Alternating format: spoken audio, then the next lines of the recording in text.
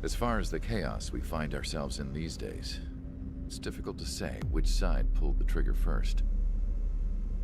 Erusia deployed an automatic intercept system with drones.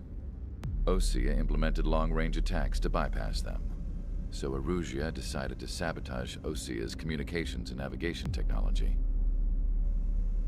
Erusia couldn't launch a satellite themselves, but they were still able to hack the software of the Osean transmission and navigation systems.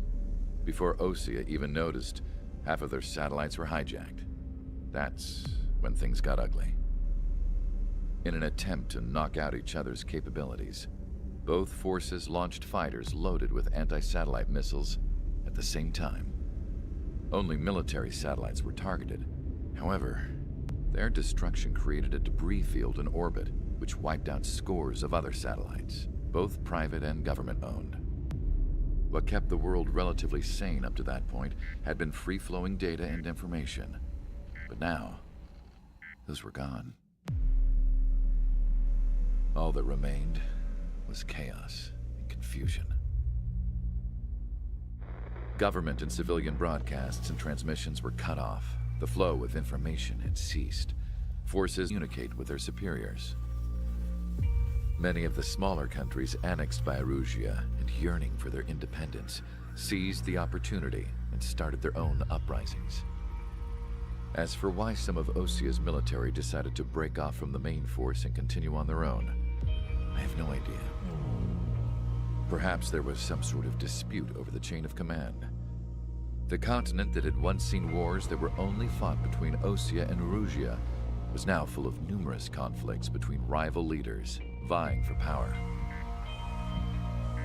Insurgencies were everywhere. I even heard a rumor that a group of Osean convicts had rebelled.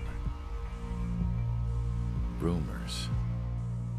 It never ceased to amaze me that even at a crazy time like this, something as trivial as a rumor could find its way here.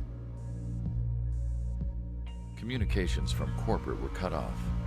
Apparently, the entire computer network was down. It was a wise decision to make our drones autonomous with AI instead of being radio-controlled. Wise and forward-thinking. Even with their GPS offline, they can still use their sensors to navigate as long as they're working properly.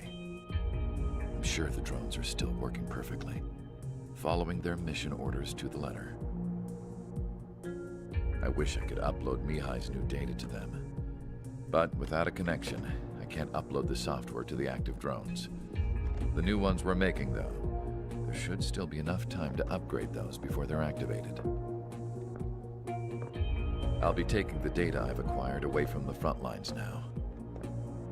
Oh, and I'll be taking the girls, too. I told my assistant Masa it was time to get Mihai's granddaughters ready to leave here. She's not much older than the girls, but she has a way about her, and I'm sure she won't have any trouble with them.